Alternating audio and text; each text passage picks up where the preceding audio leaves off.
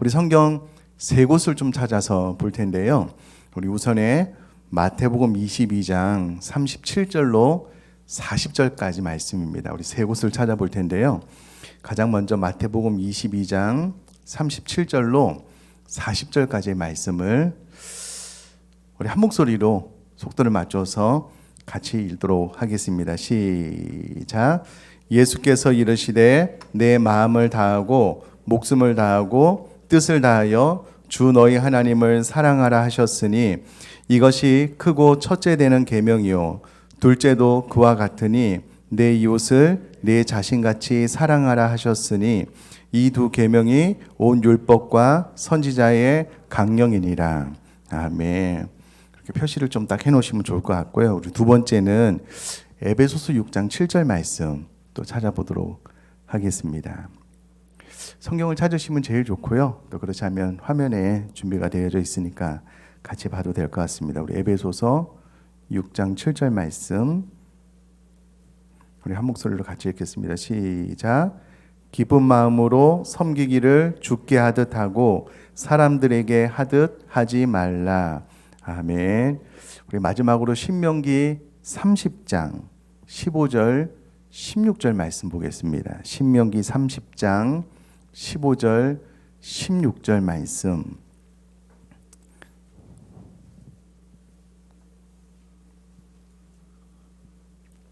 신명기 30장 15절 16절 말씀 우리 한 목소리로 같이 읽겠습니다. 시작.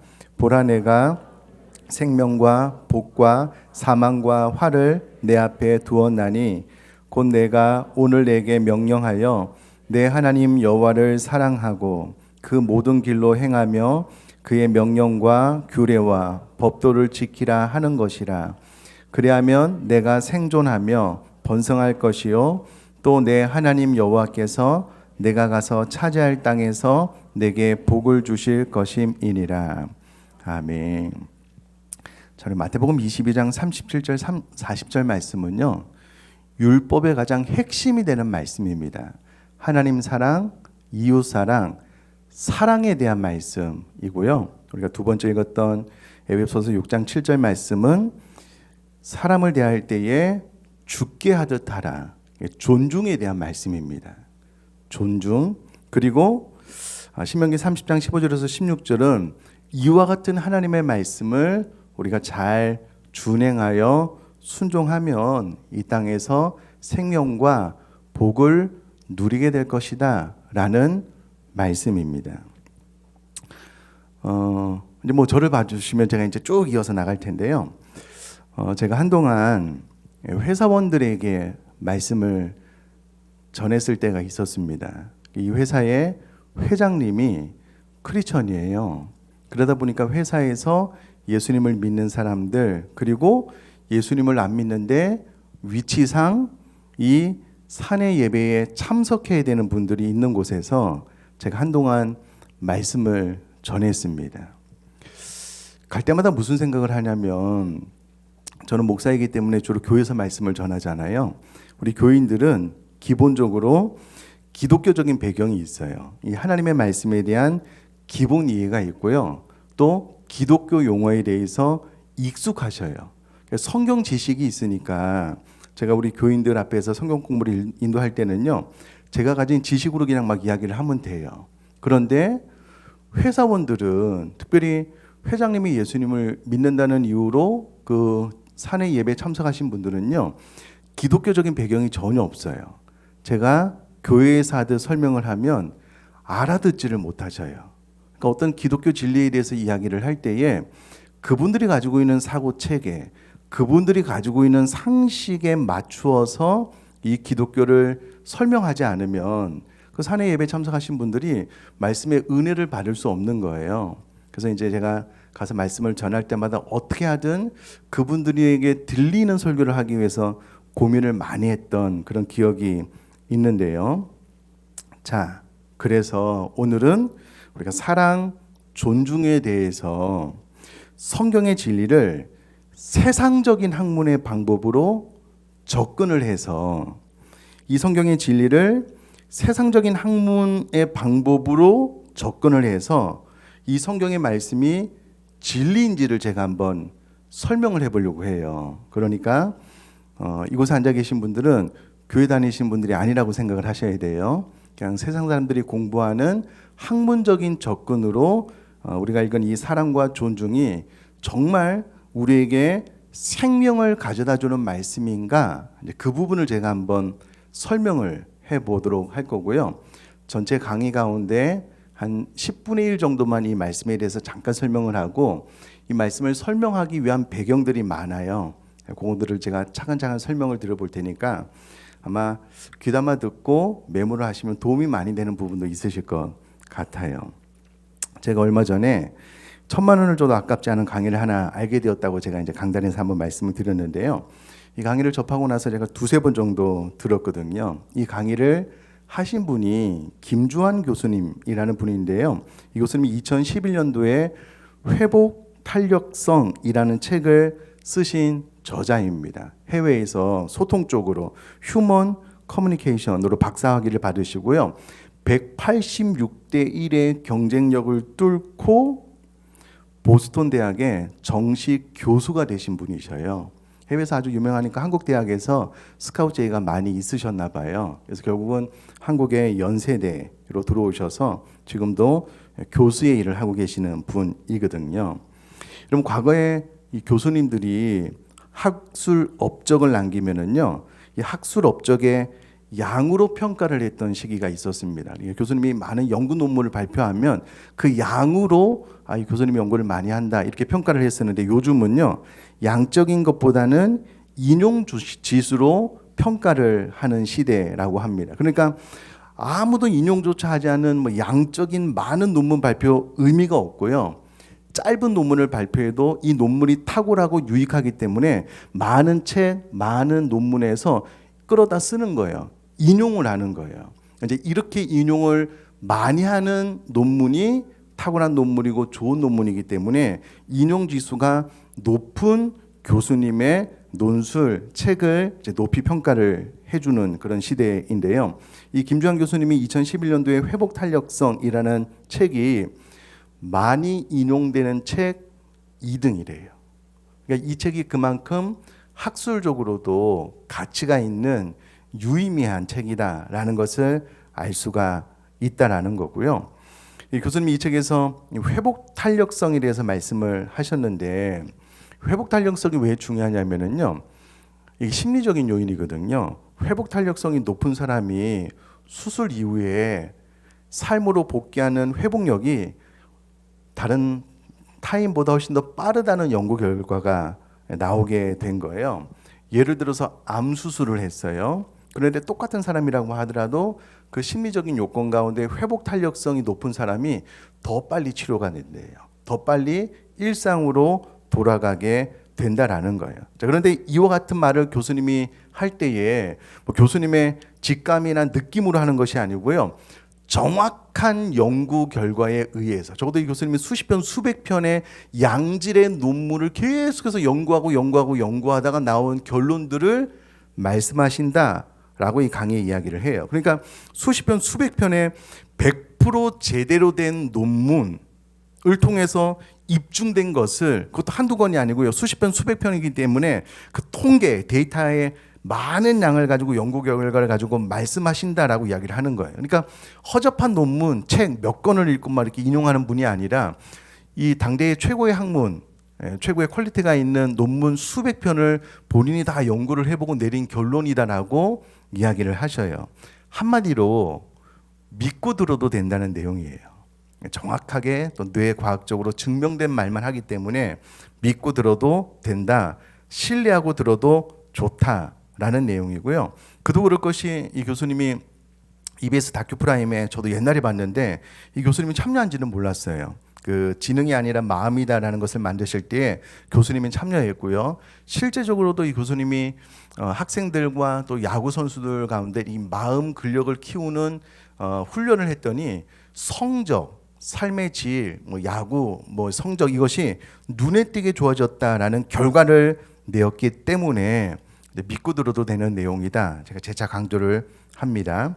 자, 그러면 교수님이 말씀하시는 여러 가지 가운데 그 중에서 회복 탄력성, 마음 근력에 대한 말씀을 오늘 개론만 할 거예요. 시간이 많지 않아서 개론만 할 건데요. 훈련 방법도 다 있습니다. 근데 그것을 다룰 시간은 없고요. 교수님이 말씀하신 개론이 성경의 진리랑 딱 맞아 떨어져요. 이게 너무 놀랍고 신기해서 제가 그 부분을 말씀을 드릴게요. 자, 우선에 마음 근력이다라는 말은, 여러분 근력이라는 말이 무슨 말이냐면 근육이 한 번에 최대로 낼 수 있는 힘을 근력이라고 하는데요. 마음 근력이라는 말은 마음이 최대로 낼 수 있는 힘, 그러니까 그냥 쉽게 말해서 마음의 힘이다라고 생각을 하시면 돼요. 제가 마음 근력에 대한 말씀을 좀 드리려고 하는데 마음의 힘이다 생각을 하시면 되겠는데요. 처음에 우리가 좀 기억을 해야 될 것이 무엇이냐면 마음의 힘과 비인지 능력이란 무엇인가, 이제 이 부분을 좀 이해할 필요가 있는데요. 여러분, 한 사람이 능력이 있다라고 말을 했을 때 그 능력이라는 말은요, 결국은 일을 성취해내는 것을 말합니다. 다시 어떤 사람이 능력이 있다라고 이야기했을 때에 어떤 일을 완수해내는 힘, 성취해내는 힘, 일을 이루어내는 힘을 그 사람이 가지고 있는 능력이다라고 이야기를 해요. 예를 들어서 목회자가 능력 있는 목회자다라고 이야기를 하면 목회를 성공시키는 거예요. 어떤 사람이 회사원인데 야, 능력 있는 회사원이다라고 하면 직장에서 어떤 일을 시키든 그 일을 성취해내는 것을 그 사람이 가지고 있는 능력이다라고 이야기를 합니다. 근데 여러분, 인간의 능력을 이렇게 세분화시켜 보면 이 능력이 두 가지 요소를 가지고 있어야지만 발현이 된다는 거예요. 인간의 능력의 두 가지 요소가 뭐냐면 첫 번째가 인지 능력이고요. 두 번째가 비인지 능력입니다. 인지 능력은 무엇이냐면 사고력, 지식, 기억력, 문제 해결력, 이해력, 쉽게 말해서 인지의 능력, 쉽게 말하면 공부 잘하는 거예요. 암기도 잘하고 공부도 잘하고 이런 사람들을 인지 능력이 높은 사람이다 라고 이야기를 해요. 그런데 인간의 능력 가운데 인지 능력이 높은 사람만 성공하느냐? 그렇지 않고요. 비인지 능력도 있는데 이 비인지 능력은 집중력, 끈기, 집념, 회복 탄력성, 소통, 열정 이런 것들을 사람이 가지고 있는 비인지 능력이다라고 이야기를 한다는 거예요. 어렵지가 않습니다. 어렵지가 않아요. 자, 그런데 대부분이 지금까지의 패턴은 한 사람을 평가할 때에 그 사람이 능력이 있다라고 이야기를 할 때에 인지 능력만 주로 봐왔다는 거예요. 예를 들면 교수님 연세대 교수님이신데 이제 고등학교 졸업하는 친구들을 연세대에서 뽑을 때 누구를 뽑냐면 공부 잘하는 친구들, 똑똑한 친구들, 이런 친구들 대학에서 뽑는 건 아니겠어요?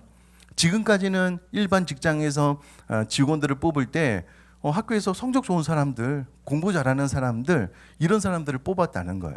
이것을 뽑을 때 기본적으로 가지고 있는 개념이 무엇이냐면 인지 능력이 높은 사람이 성취하는 능력이 높을 것이다. 근데 이런 개념으로 공부 잘하는 사람들을 뽑았다라는 거예요.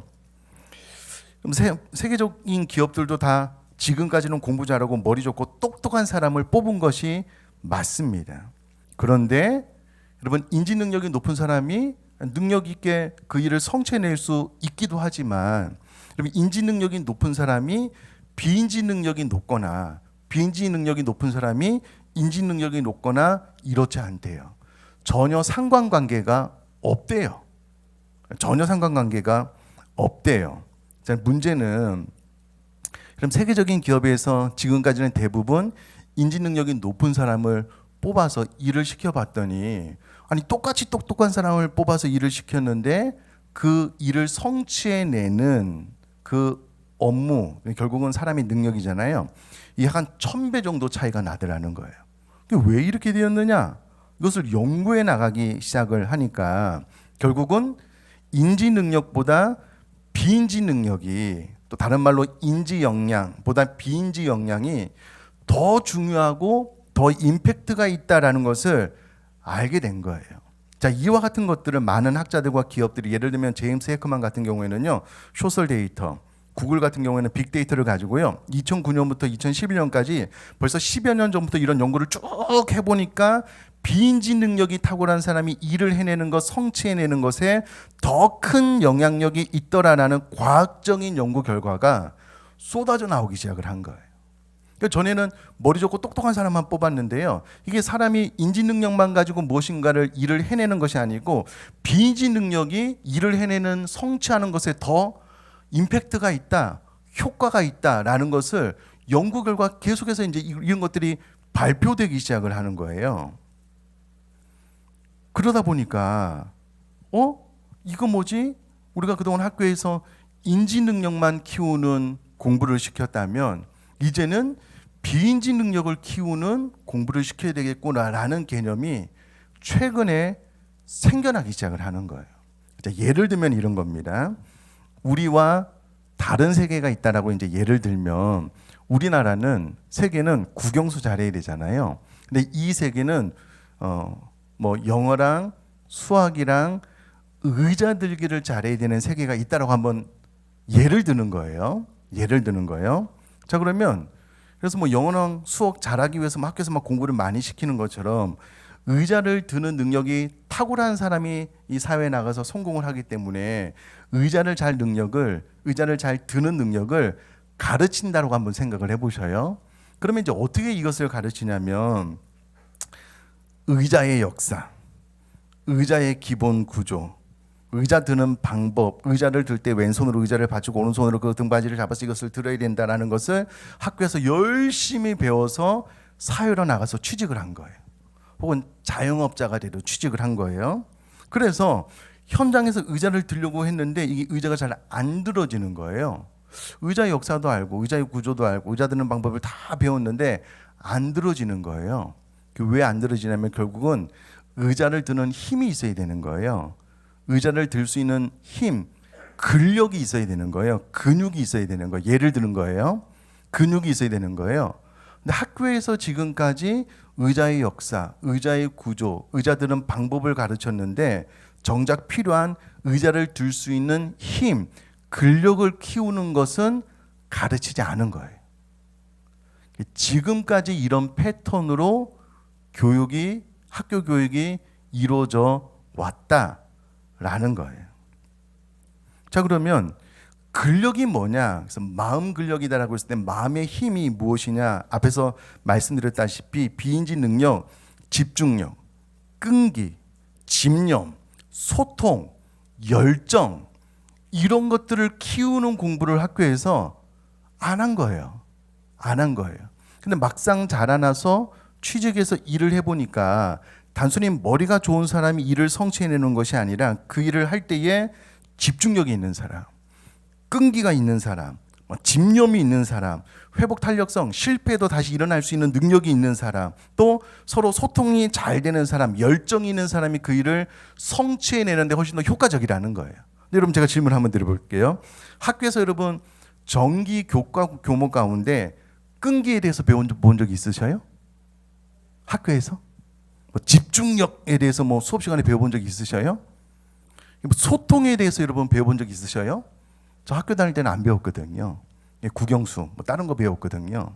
근데 막상 어떤 사람이 그 일을 성취해내는 것을 이렇게 가만히 연구를 해보니까는 인지적인 능력도 중요하긴 하지만 비인지적인 능력이 훨씬 더 중요하다는 것들이 연구 결과 자꾸 나오게 되는 거예요.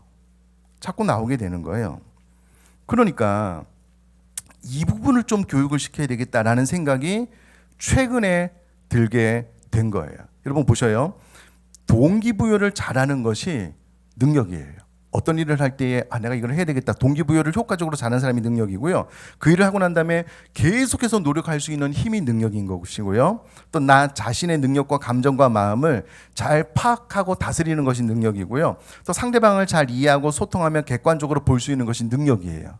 이 모든 것들이 인지 능력이 아닌 비인지 능력에 속하는 것인데, 가만히 우리가 생각을 해보면은요, 어떤 일을 시작할 때 어떤 사람들은요 동기부여가 엄청 잘 돼요. 예를 들어서 우리가 우리 교회에서 큐티하자 혹은 1대1 하자 그렇게 하면은요 스스로 동기부여를 되게 잘하는 사람이 있어요. 순종적이고 잘 따라오는 사람이 있어요. 어떤 사람 교회에서 암만 하자 그래도요, 스스로 동기부여가 안 돼요. 귀찮은 거예요. 하기 싫은 거예요. 그러면 그 과정을 통과를 못 해요. 1대1 지도자반을 딱 했는데 이게 막 암송할 것도 많고 과제도 많고 힘든 거예요. 끈기가 없는 거예요. 그럼 중간에 포기하는 거예요. 이런 사람은 그 일을, 업무를 계속해서 꾸준히 지속할 수 있는 힘이, 마음의 근력이 없기 때문에 결국은 어떤 일을 해도 성취가 안 되는 거예요. 그래서 이제 이 비인지적인 능력을 향상시키는 것이 중요하다라는 것을 이제 많은 실험 결과 이제 이야기가 강조되고 있는 오늘날의 세계 추세 트렌드라는 거예요.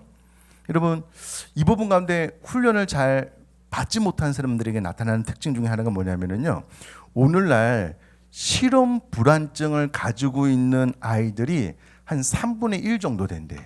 이게 무슨 말이냐면요, 시험 용지를 딱 받아들면 그 문제에 딱 집중을 해야 되잖아요. 근데 집중하는 능력보다 시험 문제를 딱 받아들이면 불안한 마음이 더 큰 아이들이 있대요. 시험 문제를 딱 받게 되면 오롯이 시험에 집중해야지 좋은 결과를 내잖아요. 근데 시험지를 딱 보는 순간 머리가 복잡해지는 거예요. 나 시험 망치면 어떡하지? 시험을 망치고 난 다음에 큰 실망을 하실 부모님 얼굴이 시험지에 보인대요. 실제로. 이 시험을 잘 못 치르고 망치게 되면 내가 부끄러워서 어떡하지? 이런 걱정들이 막 생겨난다는 거예요. 그러니까 시험을 제대로 볼 수가 없는 거예요. 이런 시험 불안증을 가지고 있는 아이들이 3분의 1 정도 된다라는 거예요. 뿐만 아니라 여러분, 운동선수 가운데 예를 들어서 이제 골프 선수 같은 경우에는요, 자기들끼리도 그렇게 이야기를 한대. 흔히 유소년 골프 선수들 가운데요, 골프를 잘 치는 사람이 있고 우승하는 사람 따로 있대요. 평상시에는 골프를 되게 잘 쳐요. 근데 시합만 나가면 망치는 거예요. 그 스트레스를 이겨나가지 못하는 거예요. 그런 사람이 있대요. 야구 선수 가운데 연습 경기에는 막 홈런을 빵빵 치는데요, 실제 경기에 나가면 맨날 죽을 쓰는 사람이 있대요. 소위 말해서 멘탈, 마음이 약한 사람들이 그렇다라는 거예요. 그래서 마음의 근력을 키우는 것이 중요하다라는 거예요. 자, 이와 같은 연구 결과들이 막 쏟아져 나오니까는요, 2013년 미국 교육부 정식 보고서가 채택되었는데 21세기에 급한 대로 많은 것들을 해야 되지만 학교에서 끈기와 과제 지속력을 가르치기로 결정을 했대요. 2013년도에 미국 교육부가. 그러니까 우리나라에는 아직 이와 같은 것들이 정식 과목으로 채택되지 않았지만 미국 같은 경우에는요, 학교에서 끈기, 과제 지속력을 가르친대요. 뿐만 아니라 대기업에서 직원을 뽑을 때도요, 진짜 똑똑한 사람이 아닌 비인지 능력이 큰 사람을 뽑는데 이와 같이 뽑는 방법 자체가 바뀌었다는 거예요. 우리나라 대기업도 바뀌어가고 있다는 거예요. 근데 문제는 이와 같은 연구 결과가 이제 2013년도, 근데 2013년도에 미국 교육부가 정식 보고서를 채택을 했으니 이제 막 10년이 지나는 즈음인데 이 세상이 지금 이렇게 막 바뀌어지고 있다라는 거예요. 여러분, 앞으로는 더욱더 마음 근력을 키워 나가야 된다는 거예요. 왜냐하면 인지 능력은요, 요즘은 AI가 다 커버할 수 있대요. 이게 너무 똑똑한 거예요. 여러분, 제가 오래전에 그 5차원 학습법이라는 책을 쓰신 원동현 박사님의 책을 읽고 제가 큰 감명을 받았거든요. 그런 맥락이에요. 이미 지식은 세계에 가득 찼대. 여러분 잘 아시다시피 그냥 네이버에 등록해서 그냥 뭐 단어 몇 개만 치면은요, 그 부분에 대한 자료들, 논문들이 막 쏟아져 나오는 거예요. 그냥 언제 어느 때나 접속하면 지식은 바로 얻을 수 있어요. 그러므로 앞으로 이 세계가 원하는 인재는 그 데이터를 활용할 수 있는 능력을 가진 사람, 그런 사람을 키우면 된다라고 오래전에 원동현 박사님이 5차원 학습법에서 이야기를 했거든요. 그때 이게 되게 오래전에 읽은 책인데 되게 감명 깊게 봤는데 요즘 들어서 이게 정말 피부로 더 많이 와닿거든요. 그러니까 활용 능력을 잘 키우는데 여러분, 사람은 결국은 혼자서는 그 일을 못해요. 더불어서 같이 일을 해야 되잖아요. 그러니까 결국 사람이 가지고 있는 능력은 인간관계 능력이 있어야 돼요. 소통하는 능력이 있어야 된다라는 거예요. 자, 뭐 계속해서 말씀을 드릴 텐데요. 결국 여러분, 마음 근력은 성취 역량입니다. 마음의 힘이 강한 사람은 일을 성취해내는 능력이 탁월한 거예요. 자, 그러면 마음 근력의 핵심 요소가 세 가지가 있다는 거예요. 마음의 근육, 마음의 힘, 핵심 요소가 세 가지가 있다는 거예요. 첫 번째는 회복 탄력성, 두 번째는 그릿, 세 번째는 소통 능력입니다. 첫 번째가 마음의 근력의 핵심 요소가 세 가지인데요. 첫 번째가 회복 탄력성, 두 번째가 그릿, 세 번째가 소통 능력이거든요. 회복 탄력성은 어렵지 않습니다. 어려운 상황에 처한 사람들이 포기하지 않고 다시 일어나서 나아가는 힘을 회복 탄력성이다라고 이야기를 해요. 다시요. 어려운 상황에 처한 사람들이 포기하지 않고 나아가는 힘, 다시 일어나는 힘을 회복 탄력성이다라고 이야기를 합니다. 이게 다른 말로 뭐 위기 관리 능력과 맥을 같이 하는 것 같아요. 우리 사람은 누구나 다 위기 순간을 만나거든요. 평생 동안 평탄한 삶을 살아갈 수 없거든요. 위기 순간을 만나면 쓰러지고 넘어질 수밖에 없어요. 그때 다시 일어날 수 있는 힘을 이제 회복 탄력성이다라고 이야기를 해요. 쉽게 말해서 이제 이런 겁니다. 여기 탱탱한 축구공이 하나 있고요. 요 두 개는 바람이 반쯤 혹은 뭐 한 5분의 4 정도 빠진 공이 여기 두 개가 있는 거예요. 이거를 제가 요 밑으로 이렇게 퉁 튕겨 보면은요, 탱탱한 공은 바닥에 닿자마자 어떻게 될까요? 튀어오르겠죠. 바람이 거의 다 빠진 이 두 개의 공은 밑으로 탁 패대기 치면은요, 밑에 그냥 철퍼덕 퍼질러지는 거예요. 이게 다시 뛰어오를 수가 없는 거예요. 회복 탄력성이 있는 사람은 삶의 위기가 만나면 밑으로 뚝 떨어지지만 그 위기를 언젠가는 극복하고 다시 일어나는 거예요. 그런데 이 회복 탄력성이 약한 사람들은 위기를 만나면 무너져 내리는데요. 이게 한 3분의 1 정도는 회복 탄력성을 가지고 있어서 위기를 만나도 성경의 표현대로 이야기하자면 우리는 7번 넘어져도 8번 일어나는 사람들이거든요. 다시 일어나게 된다는 거예요. 근데 대부분 한 3분의 2 정도 되는 사람들은요, 인간의 큰 삶 가운데 위기를 만나면 일어나지 못하고 쓰러지는 경우가 있대요. 그래서 이제 회복 탄력성을 가지고 있는 것이 중요하다 말씀이고, 또 하나는 그릿인데, 요즘 이 그릿이라는 책도 아주 유명한데요. 이것도 어렵지 않아요. 보통 사람들이 더 나은 성취와 자아 실현을 향해 나아가는 힘, 쉽게 말해서 끈기입니다. 끈기. 포기하지 않는 힘, 그릿이라고 하는데요. 보통 사람들이 더 나은 성취와 자아 실현을 향해 나아가는 힘을 끈기라고 이야기를 해요. 그리고 세 번째가 소통 능력입니다. 교수님의 표현에 의하면 이 소통 능력이 회복 탄력성과 그릿의 발현을 위한 기본 조건이자 부스터 역할을 한다라고 이야기를 하셔요. 그러니까 마음 근력의 세 가지 핵심적인 요소 가운데 소통 능력이 회복 탄력성과 그릿을 발현해내기 때문에 결국은 마음 근력에 있어서 제일 중요한 것이 무엇이냐면 이제 소통 능력이다라고 이야기를 하셔요. 근데 여러분, 소통 능력이 무엇이냐면 발표를 잘하고 말을 잘하는 능력이 아니라는 거예요. 소통 능력은 대인관계 능력이래요. 소통 능력은 건강한 인간관계를 맺는 능력이다라고 설명을 하셔요. 결국은 소통 능력은요, 인간관계를 잘 맺는 능력인 거예요. 자, 근데 중요한 것은요. 일단 참 이게 설명이 좋은 것이 무엇이냐면, 그럼 내가 마음의 근력이 있으면 인간관계를 잘 맺게 되거든요. 자, 생각을 해보면은요, 누가 소통 능력이 뛰어난 사람인가? 그냥 어렵게 생각하지 말고 나를 기준으로 내 주변에 있는 한 10명에서 15명 정도와 좋은 인간관계를 맺고 있으면 그 사람이 마음 근력이 좋은 사람, 소통을 잘하는 사람이래요. 예를 들면 내가 관계 맺고 있는 우리 가족, 내가 아빠와 엄마와 부모님과 좋은 관계를 맺고 있는가? 내 남편과 아내와 좋은 관계를 맺고 있는가? 내 자녀와 또 교회 목사님과 또 우리 부교육자들과 순장님과 교우들과 좋은 관계를 맺고 있는가? 여러분, 이것이 결국은 마음 근력의 핵심이다라는 거예요. 이렇게 이야기하면 쉽죠. 자, 근데 여러분 보셔요. 그러면 누가 마음 근력이 높은 사람인가, 마음 근력이 건강한 사람인가, 그 지표가 있대요. 기준이 있대요. 사람 안에 이 두 가지가 있어야 된다라는 것을 수백 편의 논문이 이야기를 해주고 있는데, 이게 기가 막힌 것이 무엇이냐면요, 마음 근력의 지표 두 가지가 무엇이냐면 사랑과 존중이에요. 여러분 놀랍지 않으셔요?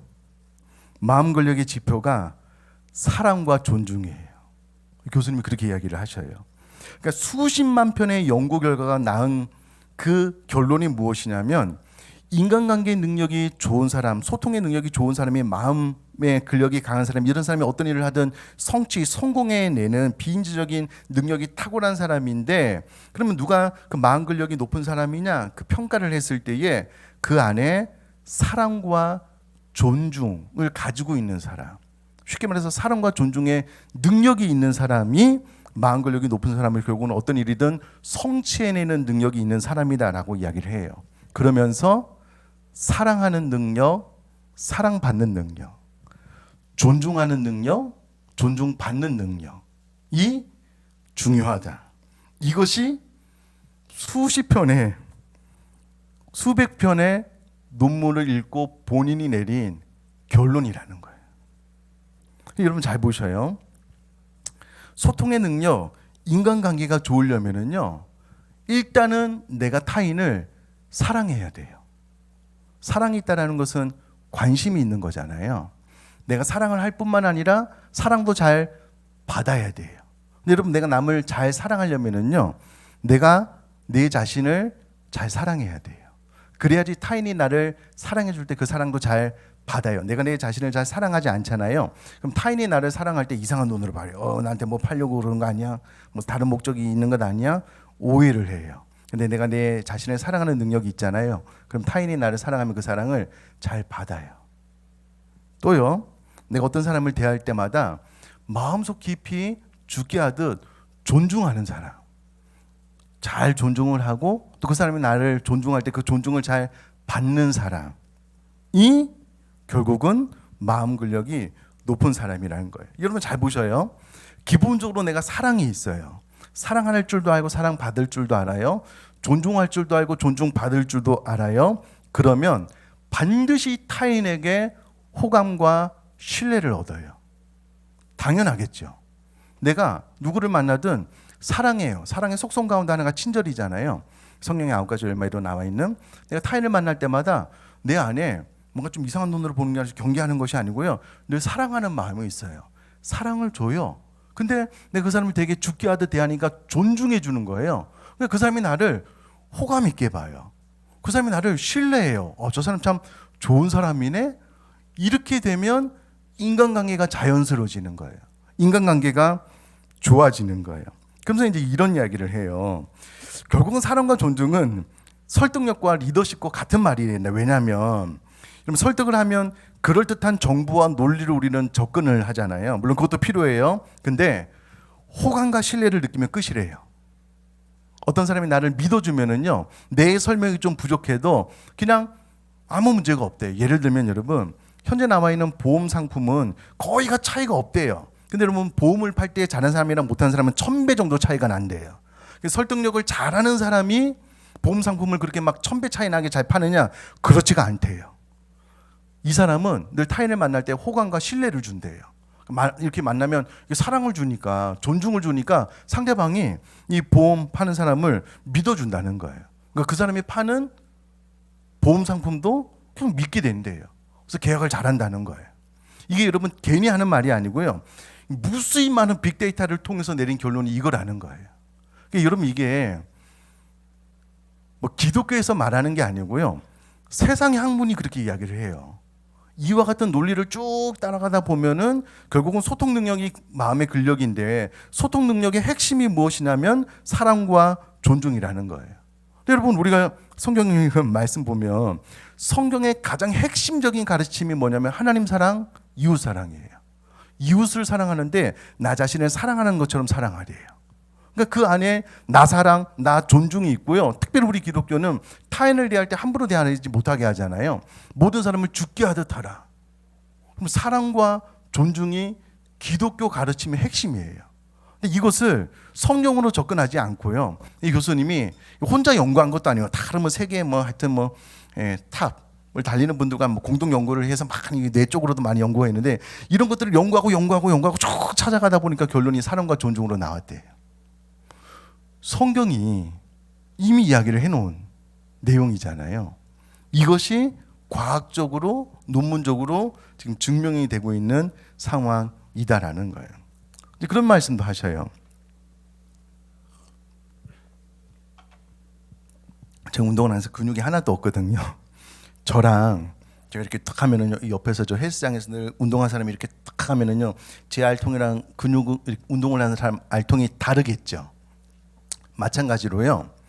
여러분 평상시에 사랑과 존중을 많이 한 사람의 뇌와 그렇지 않은 사람의 뇌가 완전히 다르대요. 이걸 찍어보면 나온대요. 그래서 여러분 소통 능력에 따른 뇌 구조를 연구해 봤더니 근육이 다른 것처럼 뇌도 다른데 그 마음 안에 사랑과 존중이 있는 사람들은요, 소위 말해서 이 땅을 사랑하는 사람들 이렇게 어떤 목적을 가지고 나눈 것이 아니고 연구를 해보니까는요, 상위 한 4분의 1 정도는 소통 능력에 따른 뇌 구조가 다른 사람이랑 또 그 부분이 좀 잘 개발된 사람들은요, 잘 안 싸운대요. 관계가 원만하대요. 늘 다른 사람과 늘 조화롭게 잘 살아간대요. 그러니까 스트레스도 없어요. 늘 다른 사람을 사랑하고 존중하니까는요, 대인관계 어려움이 있긴 하지만 또 회복 탄력성이 있기 때문에 또 잘 극복해낸대요. 그러니까 다른 사람이랑 원만하게 잘 싸우지도 않고 조화롭게 잘 살아간대요. 반대로 하위 4분의 1은요 잘 싸운대요. 늘 그 마음에 미워함이 있대요. 또 자꾸 원망하고, 또 이런 사람들의 특징은 나 자신과의 관계도 좋지 않대요. 그러니까 늘 스트레스가 있는 거예요. 인간관계에 갈등이 있는 거예요. 근데 여러분 이런 사람들이 진작 성경의 말씀을 듣고 하나님 사랑, 이웃 사랑, 이웃을 사랑하는 그 근거가 나 자신을 사랑하는 것처럼 타인을 사랑하는 거니까 나 자신도 사랑해야 되겠구나. 그리고 타인을 존중하고 또 내가 존중남 받는 법을 알아서 이대로 삶을 살아가면은요, 뇌 구조가 바뀐다는 거예요. 이런 사람 잘 안 싸워요. 원만하고 조화로운 삶을 살아가는 거예요. 그 타인과 소통이 잘 되니까, 소통이 잘 된다는 말은 여러분 말을 잘한다는 말이 아니라는 거예요. 늘 사랑하고 존중을 잘하니까 대인관계가 원만한 거예요. 어떤 일을 해도 성취력이 높대요. 또 여러분 이 소통이 잘 된 사람은 회복 탄력성도 높거든요. 또 끈기도 높거든요. 왜냐하면 자기가 존중받는 법을 알고 존중하는 법을 알기 때문에요, 쓰러졌다가 일어나는 힘도, 회복 탄력성도, 어떤 일을 할 때 끈기도 다른 사람보다 더 강하다는 거예요.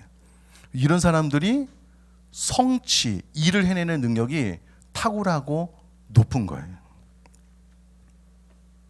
자, 요약을 하면 마음의 근력은 곧 성취 역량이라는 거예요. 근데 마음의 근력의 세 가지 요소는 회복 탄력성, 그릿, 끈기, 소통 능력인데, 소통 능력의 표지가 무엇이냐면 사랑과 존중이라는 거예요.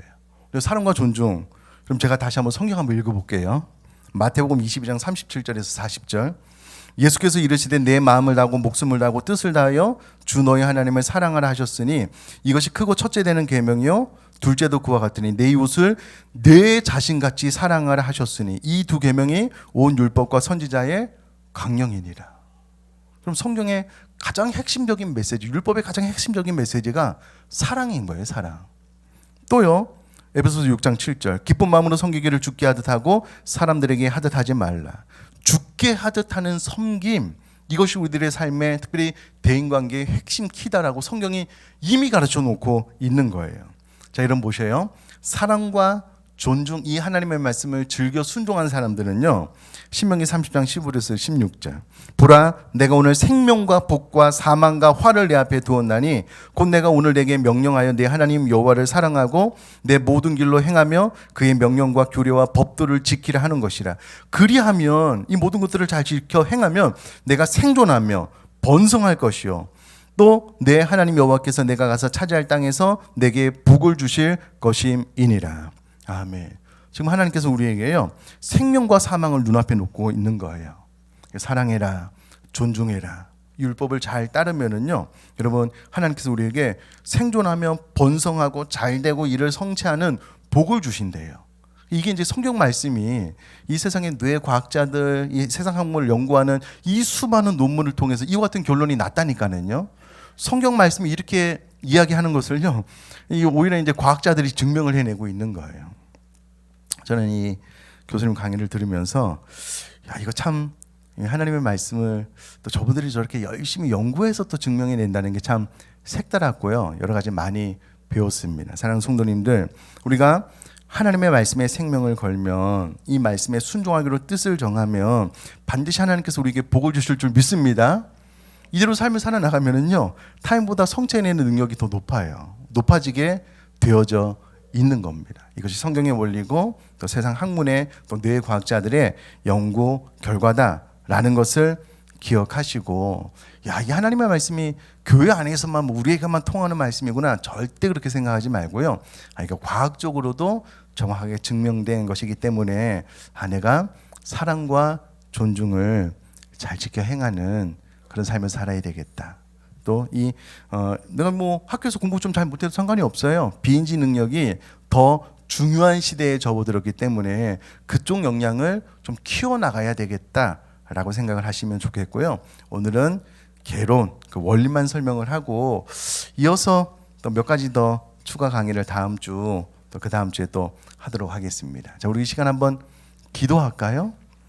저는 공부하면서 되게 재미있었는데 여러분은 어떠셨는지 모르겠습니다. 하나님의 말씀이 야, 이런 원리에서 진리구나. 이 말씀대로 내가 삶을 살아야 되겠는데, 내 안에 사랑하는 능력, 사랑받는 능력, 존중하는 능력, 존중받는 능력, 하나님의 말씀을 지켜 순종하는 은혜가 임함으로 말미암아 이 세상적인 관점에서도 성공하고 하나님의 관점에서도 복을 받는 행복한 삶을 누리는 그런 신앙생활 될 수 있도록 우리 1분만 한번 통성으로 기도하고요.